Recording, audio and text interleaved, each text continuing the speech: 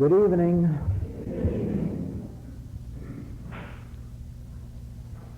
Yes, I'm here, and of course, I'm here for a very specific purpose. As you have just heard, we do not have an organization.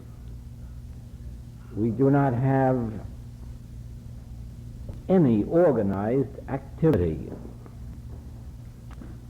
And the reason for this is this. Religion is something that is absolutely individual. And not only is it impossible to go into heaven 2 by 2 or 4 by 4, but the attempt to do it must result in failure. If an individual is interested in a spiritual way of life or seeking the realm of God or finding a solution to the human problems, it is necessary that that individual embark on their mission alone.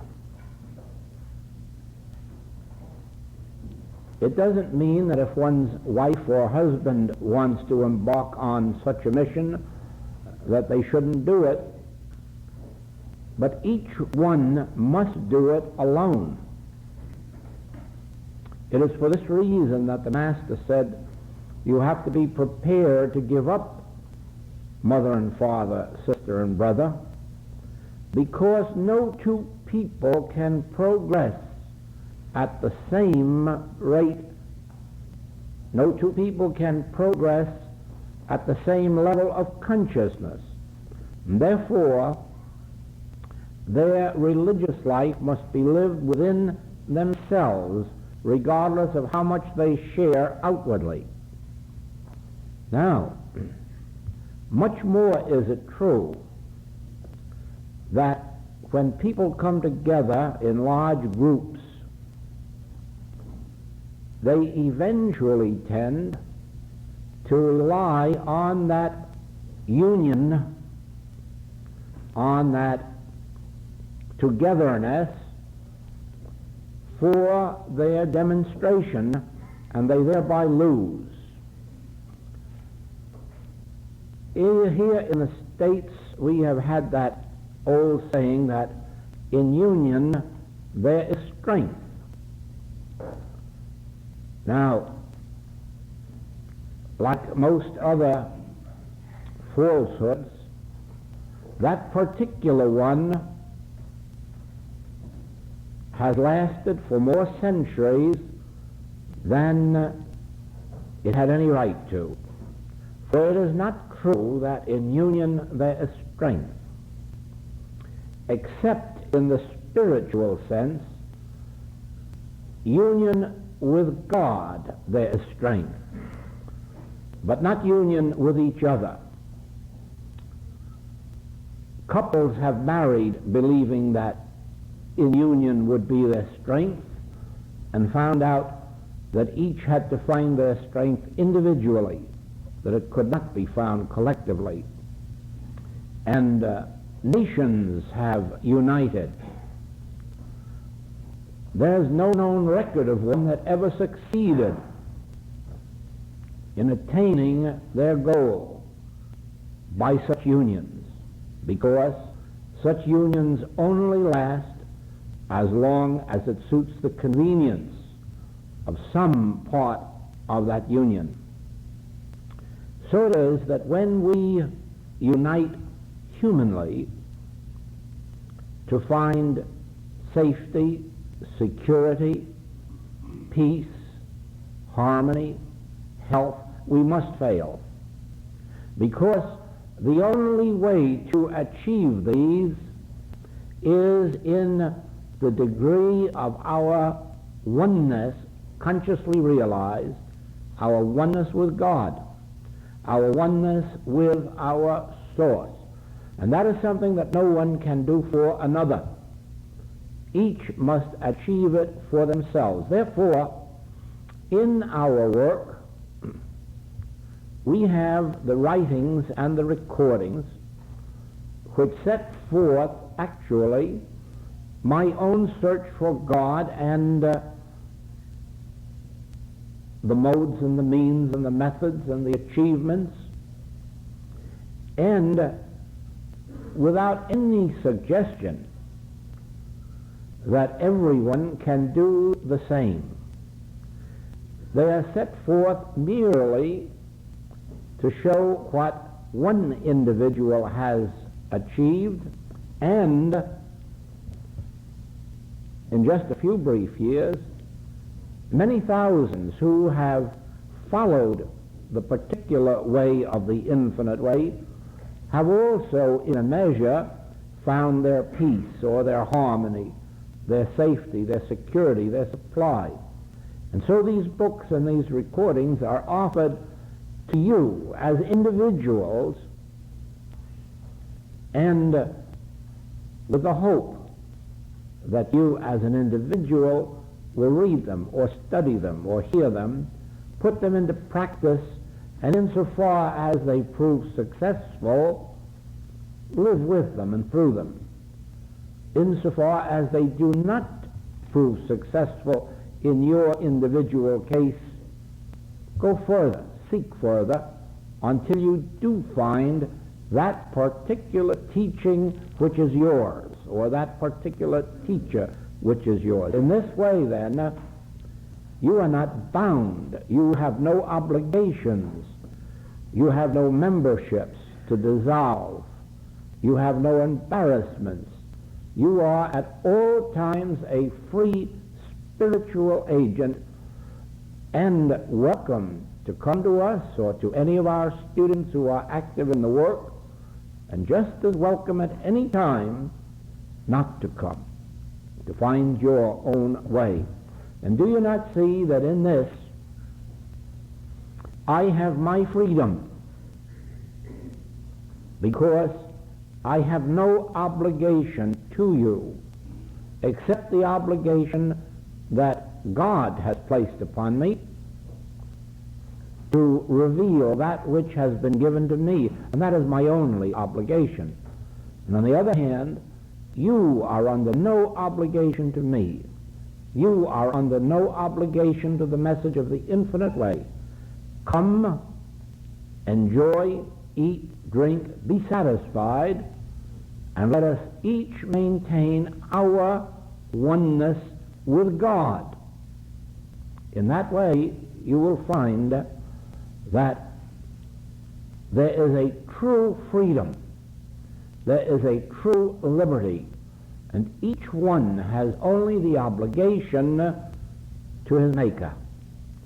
And oh, what a satisfying thing that is to remember day and night and day, I owe no man anything but to love one another. My sole obligation is to my God and to love my fellow man. And when you think of that, and when you think of the joy and the freedom it gives you, there is no way of expressing, there's no way of stating that which takes place in the consciousness of an individual who knows, I am free in God. There is a difficulty in embarking on a spiritual way of life, or the spiritual way of life. There is a difficulty that everyone has to surmount if they are to remain on the spiritual path. That difficulty concerns itself with two words. Once you have been able to rise above the limitations of these two words, you will find that the spiritual path is much easier than you had ever believed, much more joyous, and very fruitful. But the struggle for a while is with these two words.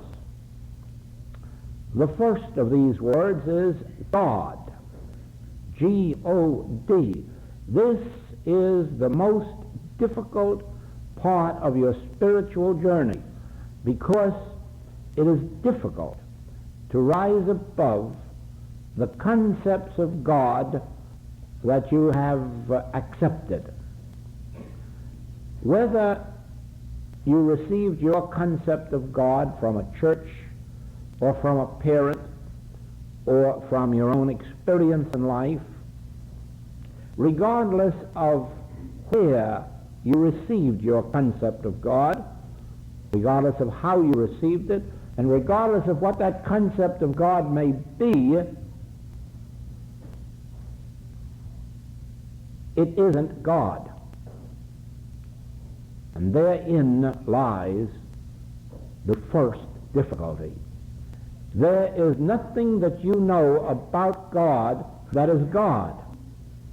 There is no idea of God that you entertain that is God. There is no possible thought about God that you have that is God. And it really makes no difference what your idea may be, what your concept may be.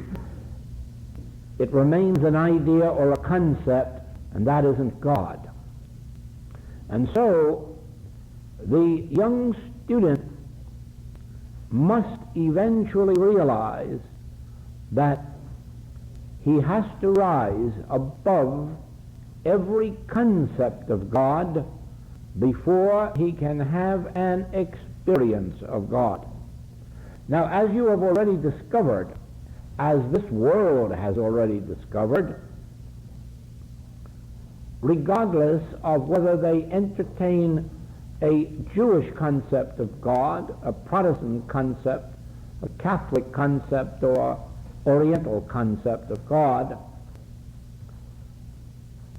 it hasn't done much for the world. The world is in a sad plight. And anyone and everyone's concept of God has failed to bring peace on earth, not only collectively, but individually.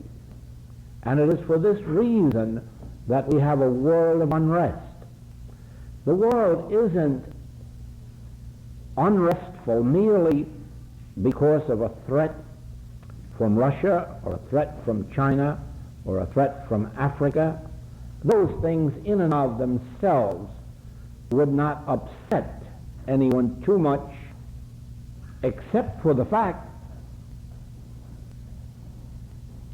that very few people have within themselves that which will make them independent of these world problems. In other words, they have no assurance within themselves that they have a God that will lift them out of these world's problems.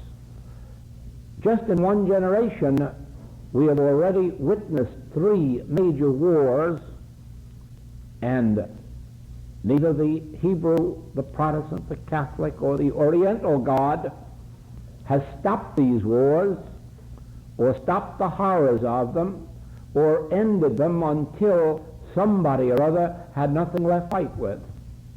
And so it is that mankind as a whole feels that he has nothing within himself to give him the assurance that regardless of human conditions, it will not come nigh his dwelling place. And the answer to all this is that regardless of what concept of God you may entertain, and regardless of how correct it may be, it still will not give you freedom, peace, safety, or security. Only one thing will bring to an individual and ultimately to the world, absolute safety, security, freedom, justice, equality. And that one thing is God experience. Not a theory about God, not a concept of God, not an idea of God, but a God experience. Religion, for nearly 2,000 years, has eliminated that factor from its teaching. It has given the world everything but the God experience. It has given it noble ideas. It has given it great ideas of philanthropy and charity. It has given to it great beauty in music, art, literature, everything, in fact, except God. And we could well dispense with everything that religion has given us, if only it would give us God. We can live without all of the other things if we have God. And God, at this present time, must be attained by the individual. It cannot be given to a group of individuals, although it may be given to many individuals in a group. It is possible that in a group such as we are here, that a dozen people may realize God in this very hour, but they did not receive it as a group. Each one received it individually and by their own preparedness for it, by their own devotion to the attainment of God realization. Once we understand that the attainment of God realization is the answer to our health, to our wealth, to success, to freedom and all of these other things, we will then be able to devote ourselves entirely to that attainment of God realization. Those of you who have been a means of spiritual healing for others in the capacity of practitioner or teacher, you know that you do not know how to heal. You know that you have no healing powers or capacities. You know better than anyone else that the Master knew what he was talking about when he said that I, of my own self, can do nothing. You know better than any others in this room that the Master spoke truly when he said, if I speak of myself, I bear witness to a lie.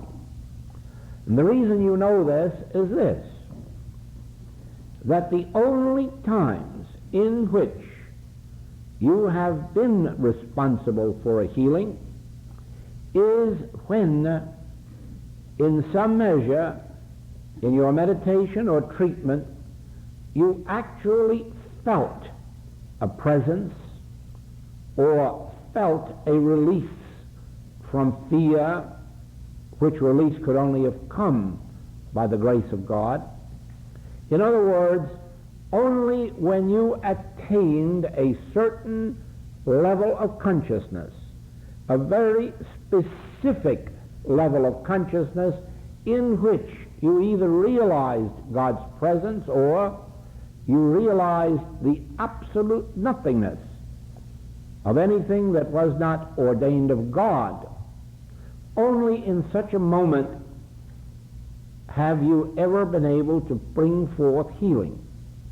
And now to those of you who have experienced healings through a practitioner or teacher of the metaphysical or spiritual world, let me say to you that the healing did not take place because the practitioner or teacher was any different person than you are. It did not take place because God was favoring them and healing through them, but wouldn't through someone else. It had nothing to do with such a thing. It had to do only with the fact that the one you turned to had a moment's glimpse either of the God presence or power, or of the spiritual nature of creation, or else they had the equivalent of that, a realization of the non-power of anything and everything that did not emanate from God. Only in such a moment of realization does healing come through. So it is. Those who expect only to be healed should, in some degree, try to realize the nature of God. But those who engage in a healing activity must be prepared to understand that all of their knowledge of truth is of no value when the chips are down. In other words, when you are faced with a person threatened with death, when you are faced with an incurable disease, don't rely on the wisdom you've read in books. Don't rely on the statements of truth in books or lessons, but rather realize that unless you realize God, unless you actually feel God's presence or the equivalent, unless you actually feel the nothingness of that which is presenting itself in appearance, that the healing will not take place. Too much attention is given to the statements of truth rather than the actual experience of truth. Now, statements of truth and learning the correct letter of truth is a necessary step in our progress, because it is through this that we attain that healing consciousness and attain the realization of God. And I would like to illustrate that.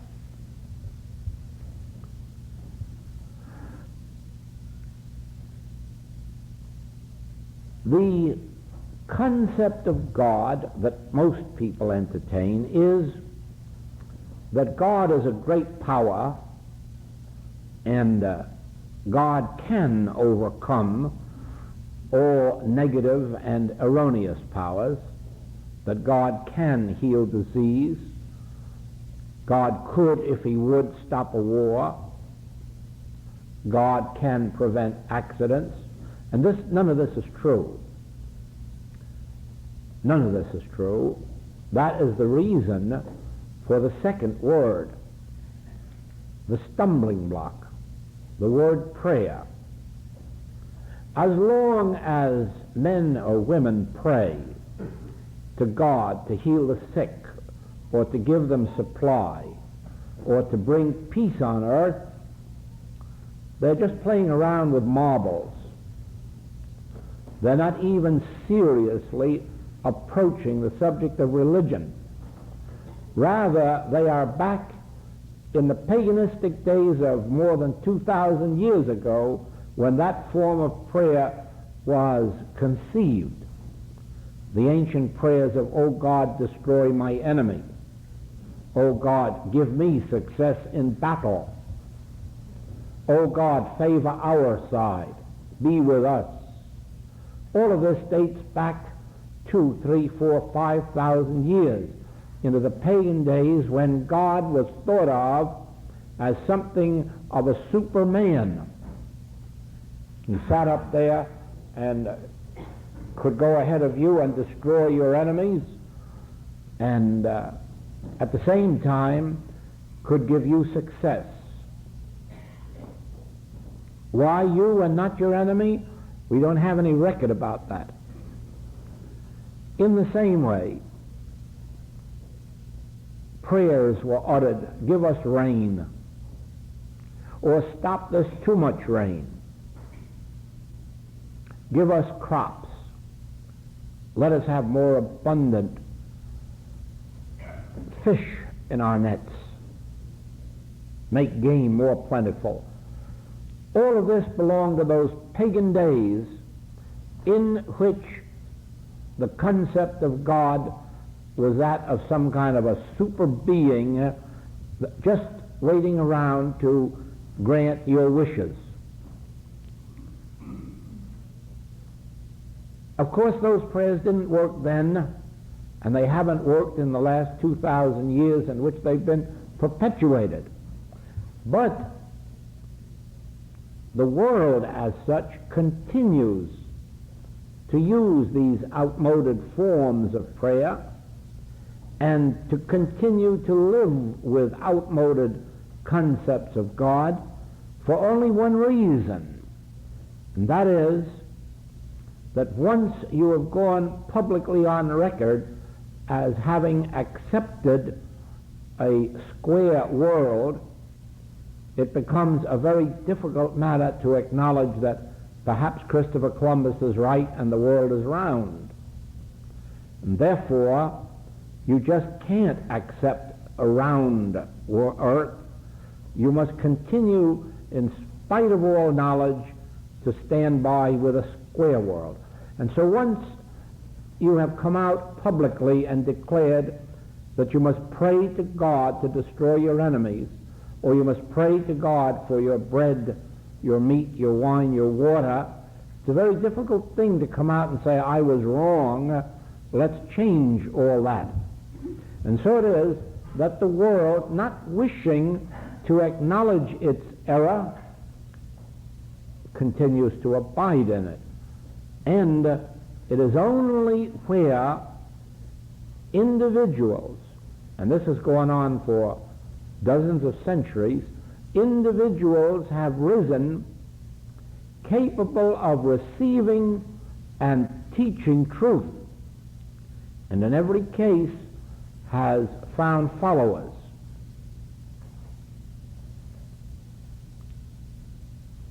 One day it will be recognized that an era has come into a start now in the 20th century in which concepts of God and prayer will be overhauled universally as well as individually. It has already started. There are so many places around the globe in which it is evident that the start has been made. But we are dealing now only with you and with me as individuals, and with our fate and with our fortune.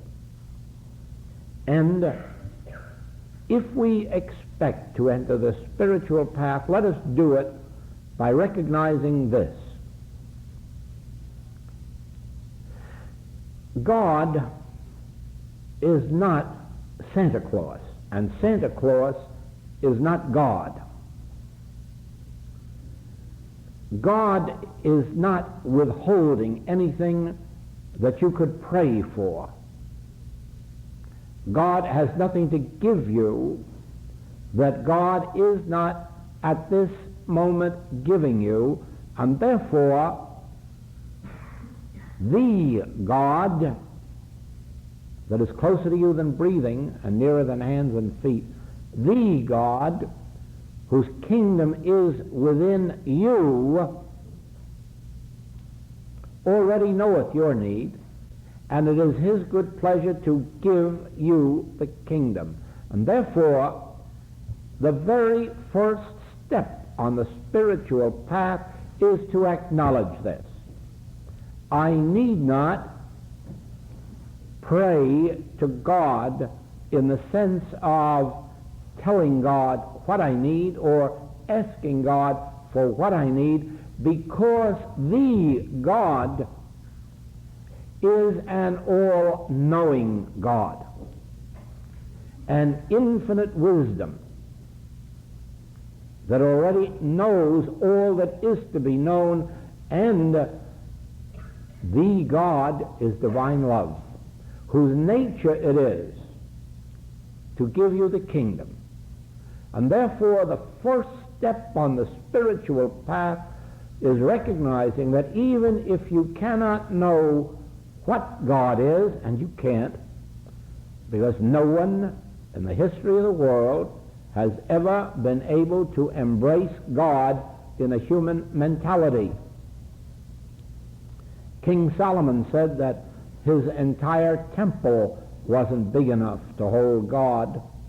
And you may be assured of this, that the human mind of man is not capable of embracing God. Therefore, it is useless to try to ask, what is God?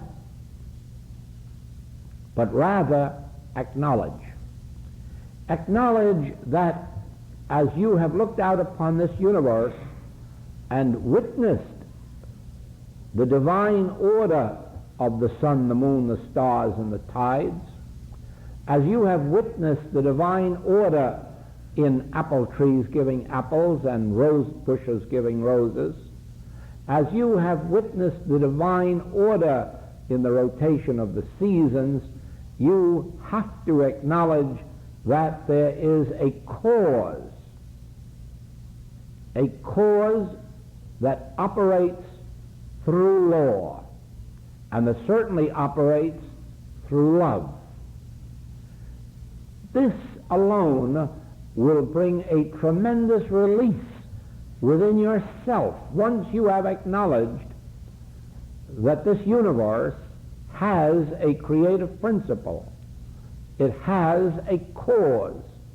Something sent it into expression and form, and something maintains that expression and form, and this relieves you individually of all responsibility. It enables you to relax and realize that that which sent me into expression must likewise be that which maintains and sustains me and all mankind. Once this is acknowledged, you have set yourself free of all concepts of God, and you have merely acknowledged that God is, and that God is that which functions through law, through love, that which functions as creative principle, maintaining and sustaining principle, and then you can rest in that. You can rest assured that that which is maintaining the integrity of all nature can maintain the integrity of your and my individual life. By this time, you will have begun to wonder, what about my old prayers? And then you will realize that they've dropped away from you, because now you will know that this acknowledgement that you have just made is about as high a form of prayer as man can conceive of in the realm of words or thoughts. In other words,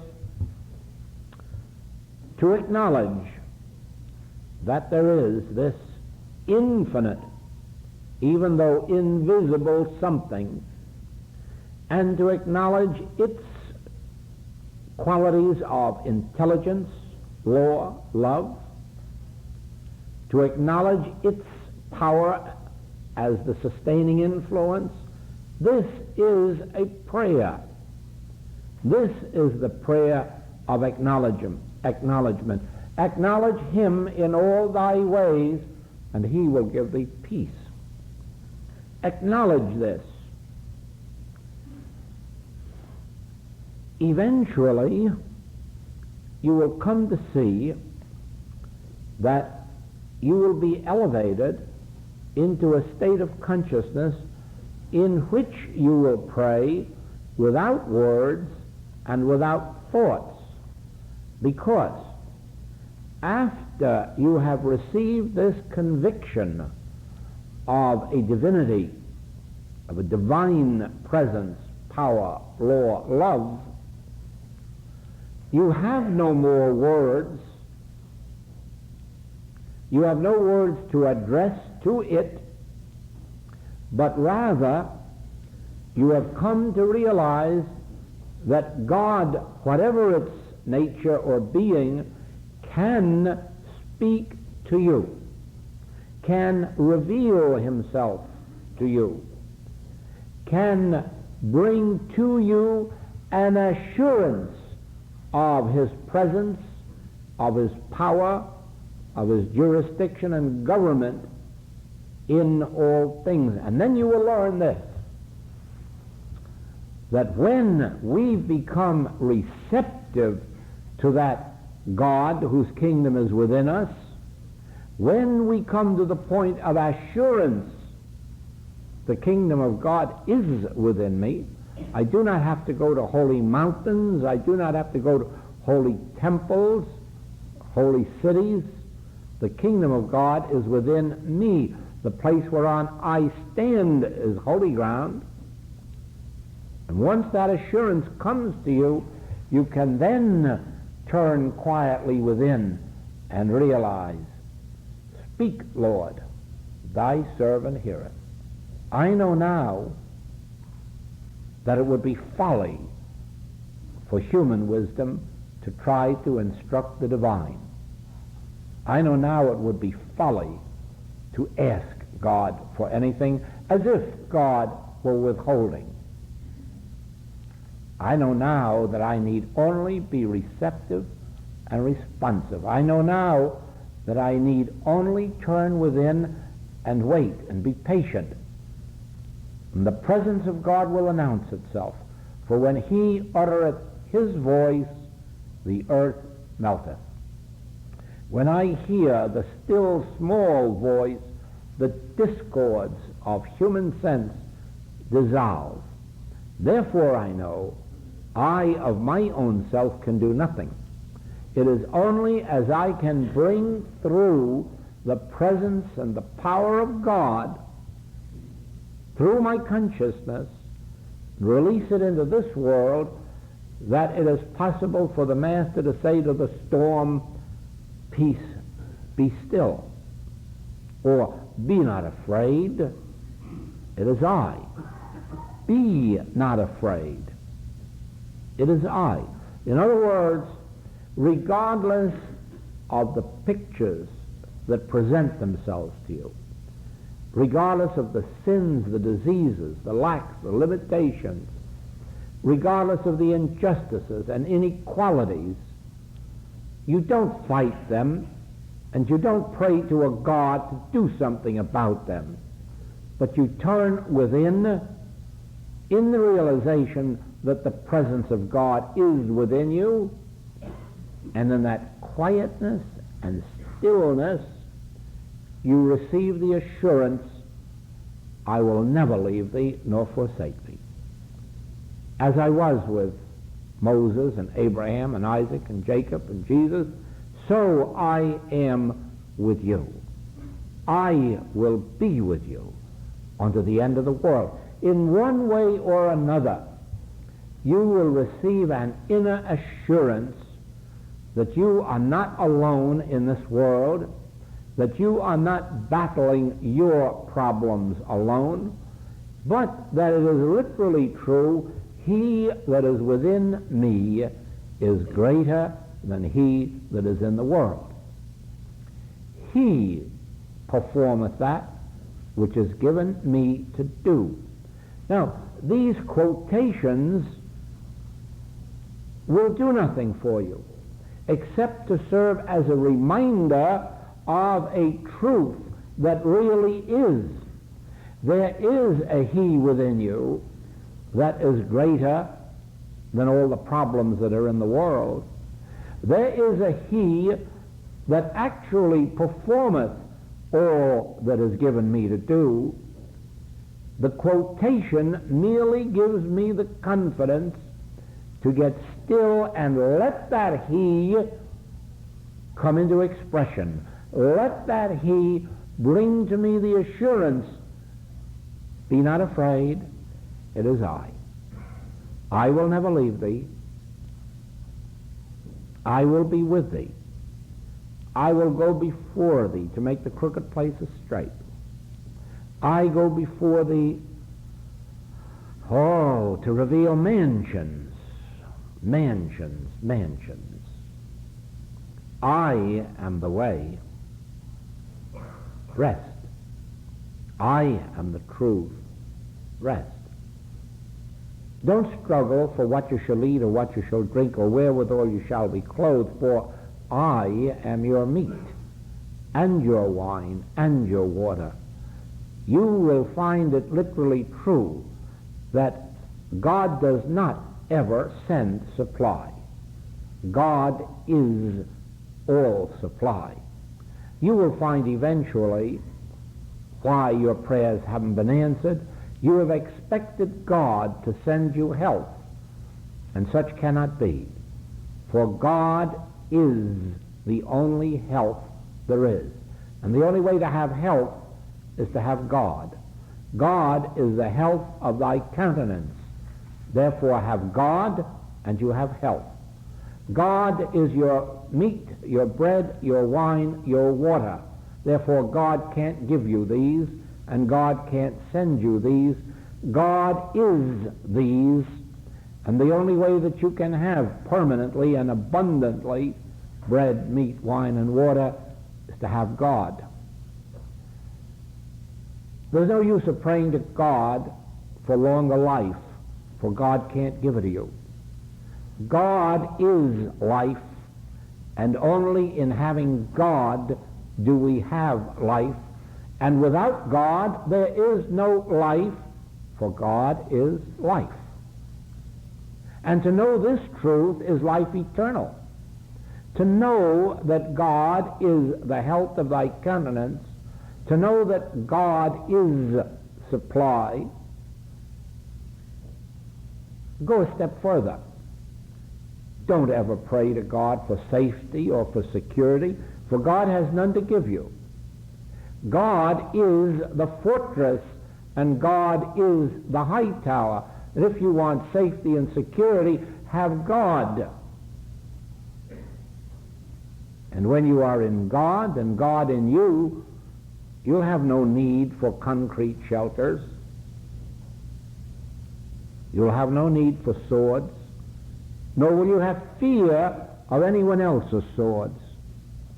Never, because no individual who has ever had the assurance of God's presence ever fears death, ever fears bombs or bullets, because this is the assurance that comes with the realization of God's presence. Neither life nor death can separate me from God. Neither life nor death can separate me from the love and the care of God. Neither life nor death can separate me from God's life, God's supply, God's soul, God's glory, God's love. Therefore, I need not concern myself with whether my status is life or death, because either way, I am in God.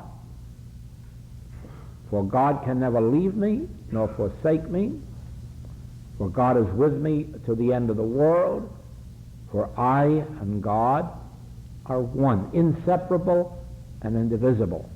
And this assurance can't be given to you from a book. even though you read it there. And this assurance can't even be given to you by a man, even though he may speak it. This assurance must come welling up in you from within yourself. And that is what I meant by preparation.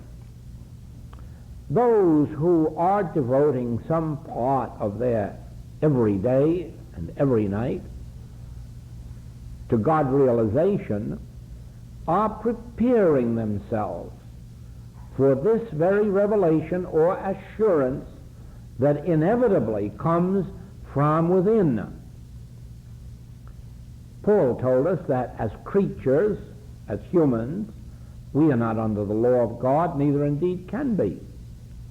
And so we know that it is only as we prepare ourselves that the experience of this inner assurance eventually dawns. The Master gave it to us in this wise. 3 types of soil: the barren soil, the rocky soil, and the fertile soil. As humans, we are the barren soil. We are entirely separate and apart from God, and God has no way at all of announcing himself within us. We are absolutely barren, and there is no way for the revelation of God to come to us. After we have started on our spiritual path, it is not long before we find that we are stony soil. In other words, we do have realizations once in a while. We have revelations and we have demonstrations, but they don't remain with us too long. We have a glimpse of something and then it's gone from us. We have a demonstration of harmony and then all of a sudden that seems to be far in the past. But it is as we continue to abide in the Word and let the Word abide in us, it is as we continue to seek for deeper and deeper revelations and realizations of God and prayer that eventually we find we are becoming more fertile soil, and the seed of truth now can take root in us. Every word of truth that you read, every word of truth that you hear, every word of truth that you declare is a seed of truth. And the further you go in your study and meditations, the more fertile you are in consciousness, the more of these seeds will take root and bear fruit. We all go through the same experience, and everyone in the past has gone through the same experience, and eventually we all end up with the same experience, and that is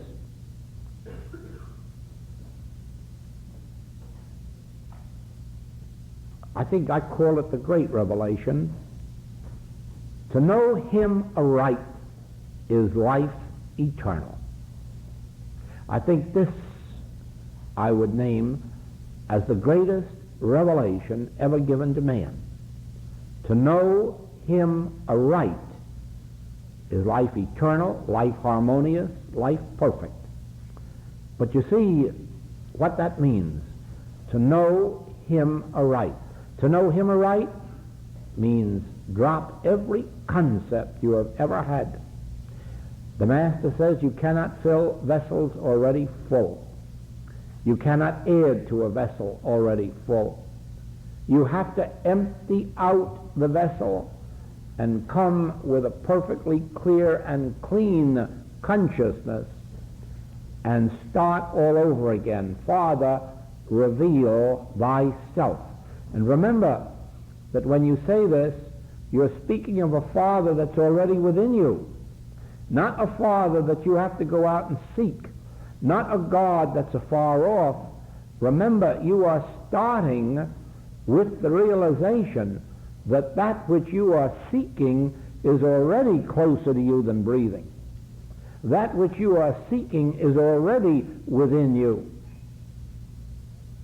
And therefore, you can do your praying whether you're at work or doing housework. You can do your praying, your knowing of truth, whether you're walking the street or driving a car or riding in a bus. In other words, you now can literally pray without ceasing, because regardless of what activity you may be engaged in, there is always room in your consciousness for a thought, for a realization of God within you. And I must tell you this, it is so important. It is a subject on which I receive probably more questions than on any other, and that is the subject of grace.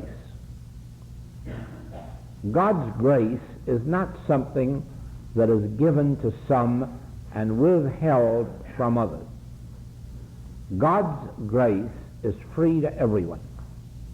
God's grace is within you, and God's grace is operating within you, and needs only to be recognized in this wise: thy grace is my sufficiency in all things.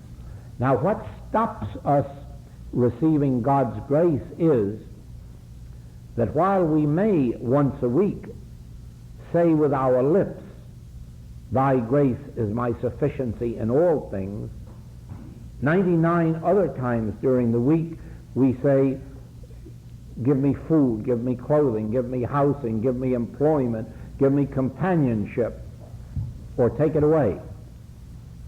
In other words, 99 times out of 100 we are denying the truth that we utter only once, whereas 100 times we should refrain from desiring anything from God and putting our entire hope in this truth: I'm satisfied and convinced thy grace is my sufficiency in all things, and thy grace is operative and operating now. It will help you to remember this, that when it rains, it doesn't rain exclusively for the Jones family or Brown or Smith. When it rains, it just rains. When it snows, it snows. And when it's warm, it's warm. And when God is passing out food, clothing, housing, raiment, companionship, and money, it isn't for Jones, Brown, or Smith. It's universal. Therefore, God's grace is a universal experience. And as long as you don't personalize it and expect God to give it to you or send it to you, you will have it infinitely. It is only when you start to localize and say, God, let it rain in my garden, that you're apt to find that it misses your garden. God's grace is universal, and God's grace is our sufficiency. It is God's grace that has placed the crops in the earth and the trees. It is God's grace that has placed the fish in the sea and the birds in the air and cattle on 1,000 hills. It is God's grace that governs this universe. And God's grace is not addressed to anyone except the Son of God, which I am, which you are. Therefore, let us have no labels. Let us have no addresses to which God's grace is to be sent. You know, like the old-fashioned idea of treatment. You, Mrs. Brown, are perfect. Oh, Mrs. Jones, Mrs. Smith, what do we care about her? She isn't paying for the treatment.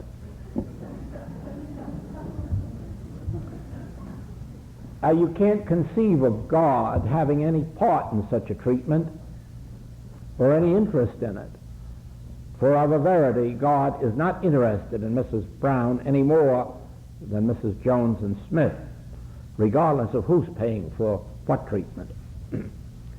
Therefore, let us revise our concepts of prayer, and above all things, let us realize you cannot pray for something for yourself or your child or your parent.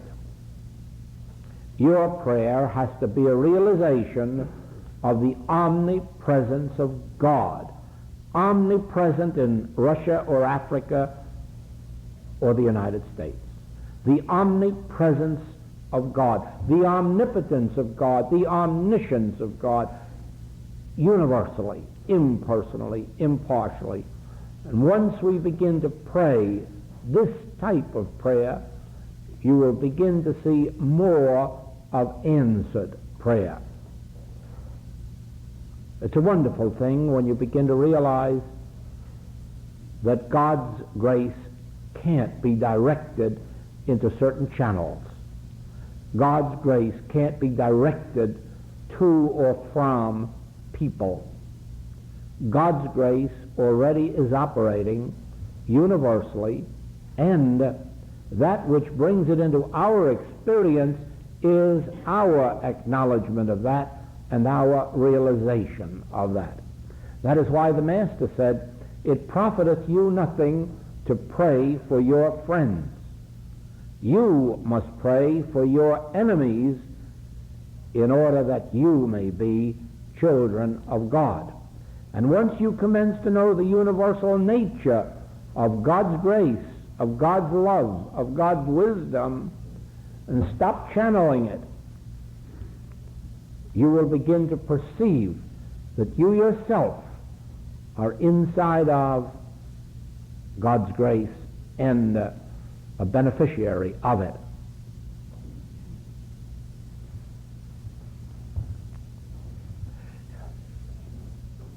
Those of you who may go further in studying Infinite Way writings or hearing recordings, please bear in mind that you have two subjects upon which you must give much thought, much meditation, much consideration: God and prayer. And the more you can dwell on these two subjects, the more you will find that the realization, actually the assurance of God's presence, will be given to you. The more you dwell in God, the more you find God consciously dwelling in you. And so it is now until our classwork tomorrow night, 7:45 right here. Blessing